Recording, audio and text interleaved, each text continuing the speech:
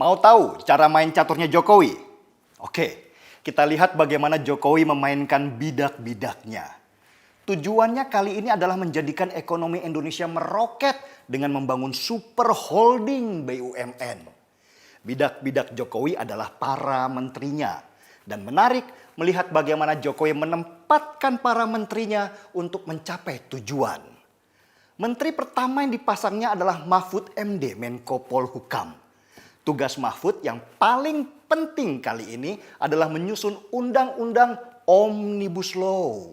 Omnibus Law ini adalah produk undang-undang yang nantinya akan menyeragamkan undang-undang investasi yang selama ini bertentangan. Sebagai contoh misalnya, di daerah A peraturan investasinya X, sedangkan di pusat peraturan investasinya Y, jadinya bertentangan. Nah, ini menyulitkan investor asing masuk ke Indonesia. Omnibus Law akan membuat peraturan yang mengikat dan menjadi rujukan para investor untuk berinvestasi di daerah. Dan yang kedua adalah Kepala BKPM, Bahlil Lahadalia.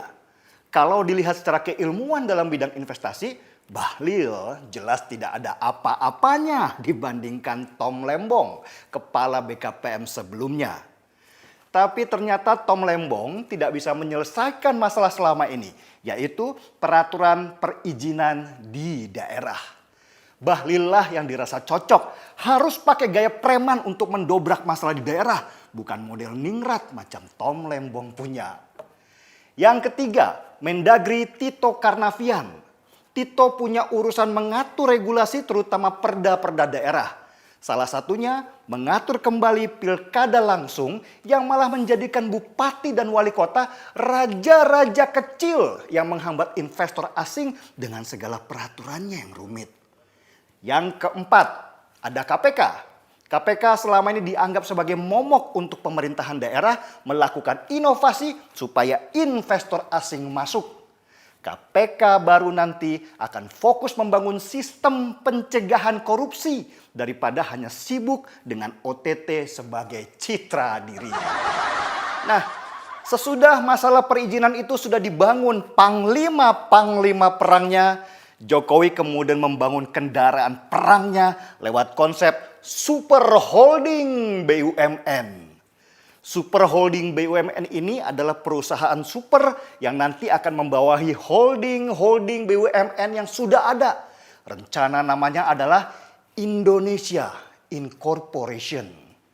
Untuk apa super holding BUMN ini?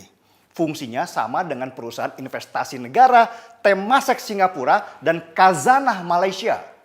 Dengan menggabungkan aset seluruh BUMN dalam satu wadah perusahaan investasi, maka perusahaan super holding ini akan bisa membeli saham perusahaan-perusahaan multinasional. Dan ketika pemerintah sudah masuk dalam struktur manajemen, maka perusahaan akan diarahkan untuk investasi di Indonesia.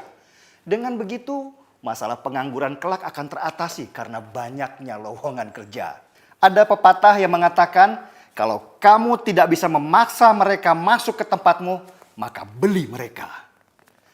Berapa sih sebenarnya total aset BUMN kita? Untuk melihat perbandingan dengan negara lain, kita lihat dulu perusahaan negara Khazanah Malaysia. Mereka mengelola aset BUMN mereka senilai total 500 triliun rupiah. Sedangkan Temasek Singapura yang sudah mendunia itu, nilai total asetnya 3.000 triliun rupiah. Dan Indonesia? Ini yang mengagumkan. Jumlah total aset BUMN di Indonesia kalau digabungkan semua menjadi satu, nilainya lebih dari 8.000 triliun rupiah. Ini berarti kita jauh lebih besar dari Khazanah Malaysia dan Temasek Singapura. Tapi jangan bandingkan dengan Cina yang punya badan investasi negara bernama SASAC dengan nilai aset 338.000 triliun rupiah. Wow. Untuk itulah Jokowi menempatkan bidak terakhirnya bernama Erick Thohir untuk menjalankan kendaraan perang itu. Erick Thohir dalam skala menengah adalah pemain investasi level internasional yang sudah diakui. Nilai kekayaan dia saja 20 triliun rupiah. yang membuat jiwa miskin kita bergetar dengan hebatnya.